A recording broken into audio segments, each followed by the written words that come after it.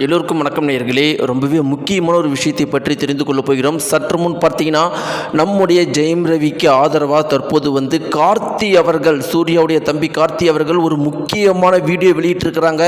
இந்த ஒரு குறிப்பிட்ட வீடியோ மிக பெரும் அளவுக்கு பரபரப்பாக போயிட்டு இருக்குது.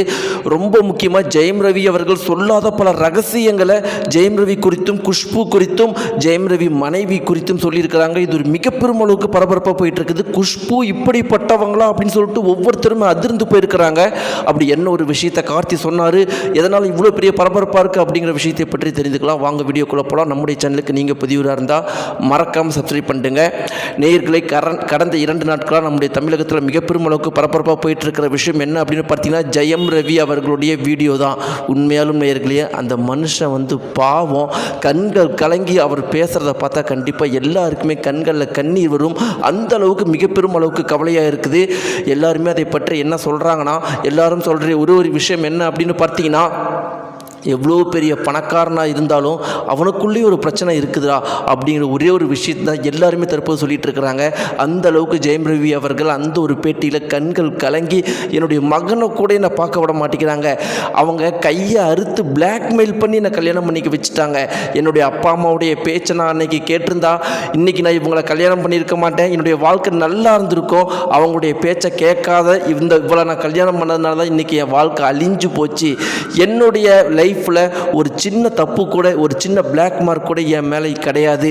அப்படி இருந்தும் 95% வெற்றிகள் என்னுடைய அனைத்து படங்கள்லையும் இருந்தும் இன்றைக்கி நான் ஒன்றும் இல்லாதவனாக இருக்கிறேன். அதற்கு காரணம் இப்படிப்பட்ட ஒரு குடும்பத்தில் நான் போய் கல்யாணம் பண்ணது தான்.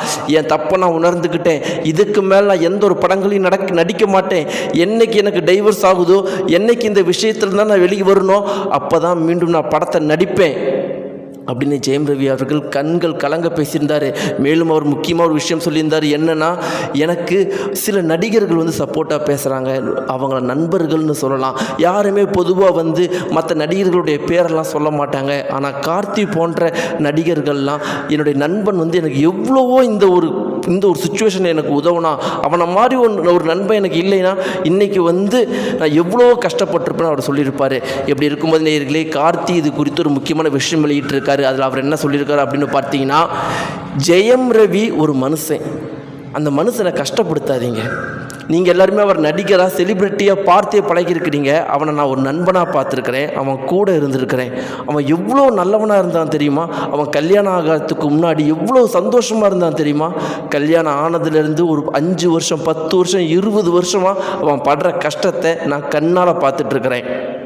எங்களுடைய குடும்பத்தினருக்கும் அவன் படுற கஷ்டம் எல்லாமே தெரியும்.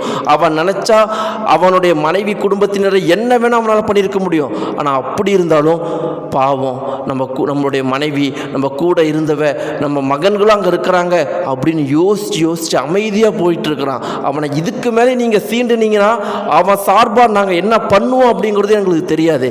பாவங்க, அந்த மனுஷன் எவ்வளவோ திறமை இருக்குது, எவ்வளவோ அவனுக்கு அறிவு இருக்குது, அவனை பற்றி எங்களுக்கு நிறைய தெரியும். அவனை ஒரு கோமாளி மாதிரி அங்கே போய் பேட்டியில் உட்கார வச்சு அழுவ வச்சுட்டீங்கல்ல. அவன் உங்கள் கண்ணுக்கு இன்றைக்கி அவன் கோமாளியாக தெரிஞ்சாலும் அவனுக்குள்ளே இருக்கிற ஒரு திறமைசாலி எங்களுக்கு தெரியும். கண்டிப்பாக அவன் ஒரு நாள் மீண்டும் வருவான். இதுக்கு மேலே அவன் வாழ்க்கையில் வெற்றி பெறுவான். அதே மாதிரி குஷ்பு மேடம், நீங்கள் இவங்களுடைய வாழ்க்கையை பற்றி நீங்கள் எதுவுமே சொல்லாதீங்க. ஜெயம் ரவியை பற்றி நீங்கள் சொல்கிறதுக்கு உங்களுக்கு எந்த ஒரு தகுதியுமே கிடையாது.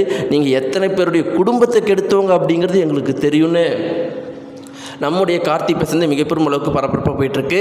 நேயர்களே, நீங்கள் என்ன சொல்கிறீங்க? கார்த்தி அவர்கள் இவ்வளோ உணர்ச்சிவசமாக பேசியிருக்காரு, உங்களுடைய கருத்துக்கள் என்ன? ஜெயம் ரவி அவர்கள் மற்றும் அவருடைய மனைவி, இவங்க இருவருக்கு இடையில் யார் மேலே தவறு இருக்குது? உங்களுடைய கருத்துக்களை மறக்காமல் தெரிவிங்க.